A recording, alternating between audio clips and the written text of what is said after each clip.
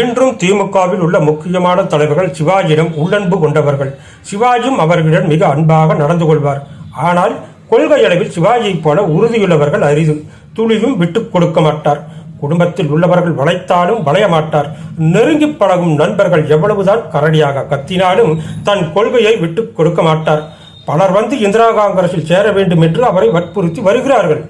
அதற்கு அவர் சொல்லும் பதில் எல்லாம், தலைவர் காமராஜரிடம் போய் பேசுங்கள், அவர் சரி என்றால் எனக்கு ஆட்சேபனை இல்லை.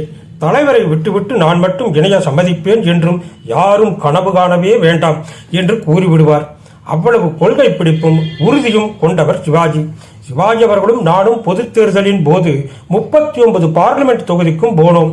சிவாஜிக்கு ஏகப்பட்ட செலவு, தேர்தலுக்காக ரொம்ப செலவு செய்யும்படி ஆகிவிட்டது. ஆனால் மன்னன் மனம் கோணாமல் வாரி வாரி வழங்கினார். நான் ஒரே கல்லில் 2 மாங்காய் அடிக்கும் நோக்கத்தில் இந்த பிரம்மாண்டமான தேர்தல் சுற்றுப்பயணத்தை ஏற்பாடு செய்தேன்.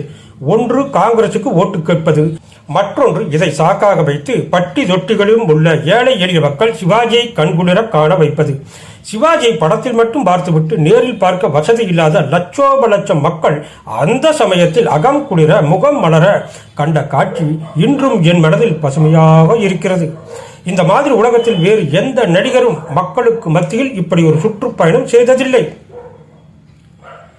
சிவாஜியை போல மக்கள் நேசிக்கும் நடிகரை காண்பது அரிது.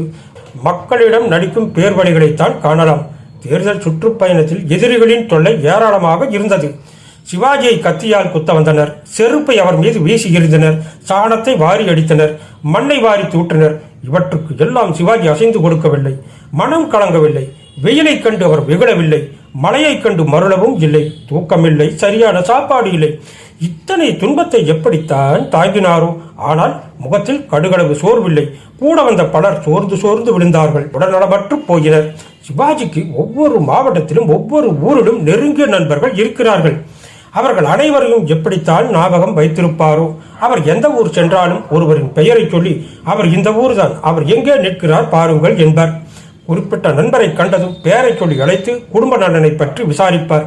வந்த நண்பர் ஆனந்த கண்ணீர் விட்டு கையில் கொண்டு வந்த பழத்தை கொடுப்பார். சிவாஜி சாப்பிட்டால் தான் விடுவார். இப்படி பல நிகழ்ச்சிகள். திருநெல்வேலி மாவட்டத்தில் ஒரு சிற்றூருக்கு சென்றோம். ஒரு படுகிழவி கூட்டத்தில் நின்று தடுமாறிக்கொண்டு இருந்தார். நான் டிரைவர் சிவாவை வேனை நிறுத்தச் சொல்லி அந்த அம்மையாரை அருகில் கொண்டு வரும்படி நமது சிவாஜி ரசிகர்களிடம் சொன்னேன். அதன்படி அந்த அம்மையாரை சிவாஜி அருகில் கொண்டு வந்தார்கள். சிவாஜி அந்த பாட்டியை கண்குளிர பார்த்துவிட்டு, மகனே, இனி நான் செத்தாலும் கவலை இல்லை, உன்னை பார்க்கணும்னு தான் உயிரை வச்சுக்கிட்டு இருந்தேன், நீ மகராசனா இரு, இப்படி கருத்து போனியா அப்பா என்று அழ ஆரம்பித்து விட்டார். சிவாஜி, பாட்டி, இந்தா 100 ரூபாய், சந்தோஷமாக வீட்டுக்கு போ, கடவுள் உனக்கு எல்லாம் நல்லது செய்வாரு என்று கூறினார். இதை பார்த்து கொண்டிருந்த மக்கள் ஆனந்த கண்ணீர் உகுத்தனர். சிவாஜியின் கார் டிரைவர் சிவாவை போல திறமைசாலியை காண்பது அரிது. எத்தனை லட்சம் மக்கள் இருந்தாலும் மன்னன் சிறிதும் கூட சளைக்காமல் மனம் கலங்காமல் ஜம்மென்று வேனை மக்களுக்கு மத்தியில் விட்டு ஒரு அரசு அலசி முன்னாடும் பின்னாடும் திருப்பி லாபமாக செலுத்தும் அழகோ அழகு. கார் ஓட்டும் போது கையும் பேசும் காலும் பேசும். எப்பேற்பட்ட கொம்பனுக்கும் சிவா பயப்பட மாட்டார். சிவாஜி என்றால் அவருக்கு உயிர். எந்த சந்தர்ப்பத்திலும் சிவாஜியை பேணி காப்பதை தவிர வேறு எதுவும் சிவாவுக்கு தெரியாது. சிவா கார் ஓட்டினால் காரில் இருப்பவர்களுக்கு சிறிது கூட பயம் தோன்றாது. இந்த தேர்தல் சுற்றுப்பயணத்தில் சிவாவின் சேவைதான் ரொம்ப முக்கியத்துவம் வாய்ந்ததாக இருந்தது. சிவாவை பற்றி நிறைய எழுத வேண்டும். அந்த அளவுக்கு நிறைய விஷயம் இருக்கிறது. மற்றொரு முறை அதை எழுதுவேன். தேர்தல் சுற்றுப்பயணம் முடிந்ததும் தேர்தலில் தோல்வி ஏற்பட்ட போதும் சிவாஜி சிறிதும் மனம் தளரவில்லை. நமது கடமையை நாம் நிறைவாக செய்தோம் என்ற மன நிம்மதியுடன் அவர் தன் படப்பிடிப்பு வேலைகளில் ஊக்கமாக செயல்பட்டார். சிவாஜி ரசிகர் மன்றங்கள் சோர்ந்து விடவில்லை. அதன் பின் ஏராளமான சிவாஜி ரசிகர் மன்றங்கள் தோன்றிய வண்ணமே இருந்தன. சிவாஜியின் படங்களும் வரிசையாக வெற்றி மேல் வெற்றி பெற்று வருகின்றன. புது புது தயாரிப்பாளர்களும் பழைய ஜாம்பவான்களும் இன்றும் சிவாஜியை நோக்கி வந்து கொண்டிருக்கிறார்கள். சிவாஜியும் ஓய்வு ஒளிச்சல் இல்லாமல் வேலை செய்து கொண்டிருக்கிறார்.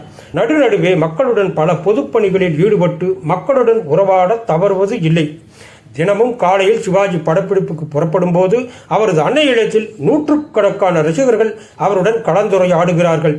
என்னிடம் அனுமதி பெற்ற பலர் போட்டோ எடுத்துக் கொள்கிறார்கள். நாளுக்கு நாள் ரசிகர் கூட்டம் அதிகமாகி கொண்டேதான் இருக்கிறது. இதை எப்படி கட்டுப்படுத்துவது என்றே தெரியவில்லை. ஆனால் சிவாஜி இதை பற்றியெல்லாம் கவலைப்படவே மாட்டார். அவர் வந்தவர்களிடம் மிக்க மகிழ்ச்சியாக பேசி படம் எடுத்துக்கொண்டு தாய்மார்களிடம் குடும்ப நலன்களை பற்றி விசாரித்துக் கொண்டு படப்பிடிப்புக்கு புறப்படுவார். ஆனால் அவரை பற்றி அவர் கவலைப்படாவிட்டாலும் நாம் கவலைப்பட அவசியம் இருக்கின்றது.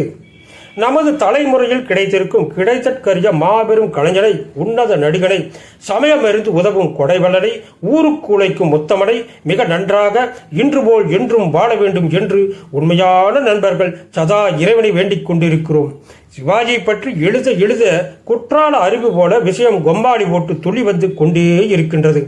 ஆயினும் அவ்வளவையும் எழுத எனக்கு இப்போது நேரமில்லாத காரணத்தால் இந்த கட்டுரை தொடரை இத்துடன் நிறுத்திக் கொள்கிறேன்.